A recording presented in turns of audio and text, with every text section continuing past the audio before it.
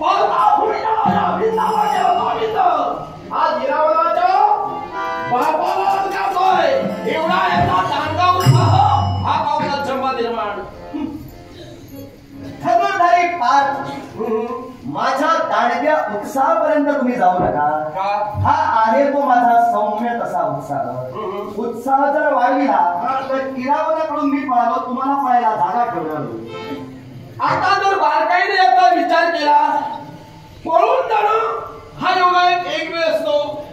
पण पुन्हा पुन्हा युद्धाला पृष्ठभाग देऊन पळून जाणं हा योगायोग नाही तर हे पण भाग कुणाला म्हणावं जर समजा एखादा वीर रणभूमीवर खेळताना पराजय पत्करून माघारी गेला आणि माघारी गेल्यानंतर रणभूमीवर येण्यासाठी भ्याडाप्रमाणे घाबरला एखाद्या वीराला ललकारण्यासाठी जर घाबरला तर त्याला भ्याड म्हणा इरावण तुमचा पुत्र ऐका इरावण तुमचा पुत्र इरावणाशी मी संघर्ष केला निश्चितच मान्य करतोय माझ्या पराक्रमापुढे त्याचे पराक्रम सवाई ठरले त्याच्या पराक्रमाचं कौतुक त्याच्या तुमच्या उदरी त्याचा जन्म झाला तुमचंही कौतुक पण मला तुम्ही भ्याड म्हणू नका ज्याला कारण सांगतोय इरावणाबरोबर माघारी गेलो आता इरावणाच्या बापाला ललकारतोय म्हणजे मी श्रेष्ठ वीर आहे तेच मी सांगतोय इरावणाच्या बापाला ललकारत आहे जिथे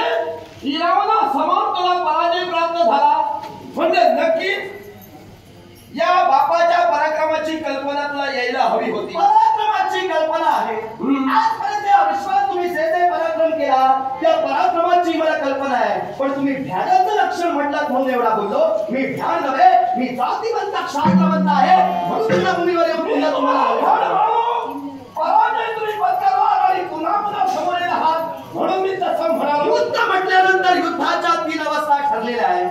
जय पराजय आणि वीरगती तेव्हा जय कुणाच्या वाट्याला येईल आणि पराजय कुणाच्या वाट्याला जाईल हे सर्वश्रेष्ठ धनुर्धर जरी असला तरी कोणी सांगू शकत नाही। आजपर्यंत माझ्या वाट्याला पराजय आला मान्य करतोय आजपर्यंत एकही युद्ध मी निर्णायक पद्धतीने जिंकलेलो नाही हे सत्य मी मान्य करतोय पण त्यापुढे जाऊन सांगतोय आता खेळताना तुमचा शेवट केल्यानंतर निर्णायक युद्ध मला तुमच्याशीच करायचं होतं तुमचा शेवट करून माझ्या मनाची सूड भावना मी सफल करेन आणि निश्चितच युद्धात उतरण्याचा माझा हेतू मी साध्य करेन पण हेतू जरी का साध्य करा तेव्हा हेतू माझ्या समोर उभे राहिला तर हे वीरश्रेष्ठ हिंद लक्षात ठेवा ज्यावेळी एखाद्या पापी माणसाला एखाद्या अधर्मी माणसाला ज्यावेळी पाठीशी घातला जातो त्याला सहकार्य केला जातो त्यावेळी अपराधी असतो पापी असतो त्याच्यापेक्षाही त्याला सहाय्य करणारा पाठीशी घालणारा सहकार्य करणारा हा पापी अपराधी ठरला जातो आणि 2 प्रकार तुझ्या बाबतीत मला दिसून येत आहे। धनुर्धारी पार आपल्या बोलण्याचा भावार्थ मी समजू शकलो नाही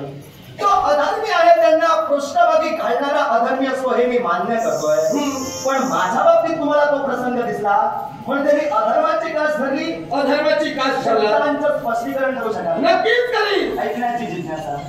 कारण धनुर्धारी पार्थात एक शब्द म्हणतोय सनई तासे ढोल नव्हे आम्ही क्षणापुरते वाजवावे सोहळ्यापुरते त्यानंतर ते बंद करून ठेवावे ही आमची पद्धत नाही आमची काही 7 आली त्याचे मंदावे पावले अशी आमची वृत्ती आहे त्यामुळे हे बिंदू मी अधर्माची कास तुम्ही धराचं का म्हणालो तर